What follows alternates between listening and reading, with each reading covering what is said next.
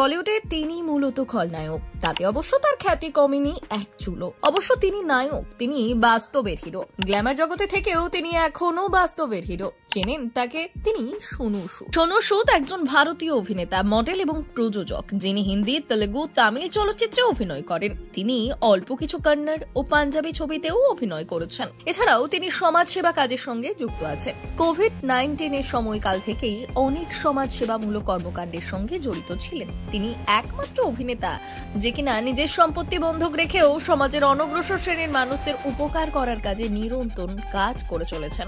অভিনেতা হিসেবে শাহরুখ থেকে সলমান কাজ করেছেন সকলের সঙ্গে। সলমান খান অভিনীত দাবাংয়ে তার অভিনয়ের জন্য সব থেকে বেশি স্মরণীয় তিনি। তবে তারও আছে নিজস্ব পছন্দ। তবে এই দুই অভিনেতার মধ্যে কে সোনু সুদের সব থেকে প্রিয় অভিনেতা? একসঙ্গে কাজ করলেও মানুষ হিসেবে কাকে এগিয়ে রেখেছেন সোনু সুদ জানালেন অকপটে। সম্প্রতি শুভঙ্কর মিশ্রের সঙ্গে কথোপকথন চলাকালীন সোনু বললেন, দুজনের সঙ্গে কাজ করেই আমার ভীষণ ভালো লেগেছিল, তবে শাহরুখের সঙ্গে আমার ঘনিষ্ঠতা কিছুটা বেশি।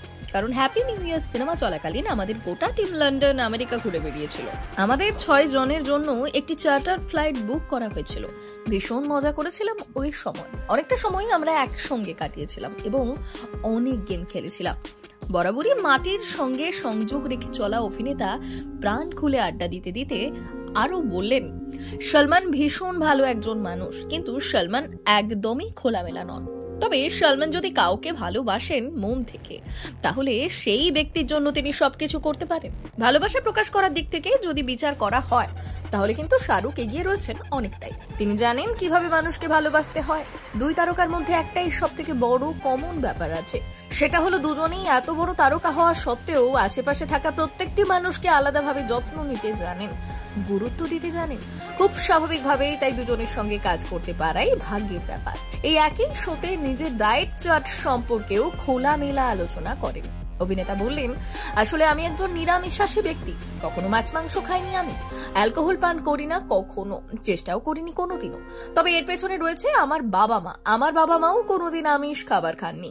সোনুর আড্ডায় মজে যাওয়া দেখে অনেকেই আবারও একবার তাকে মানুষ হিসেবে আপন করে নেবেন নিঃসন্দেহে।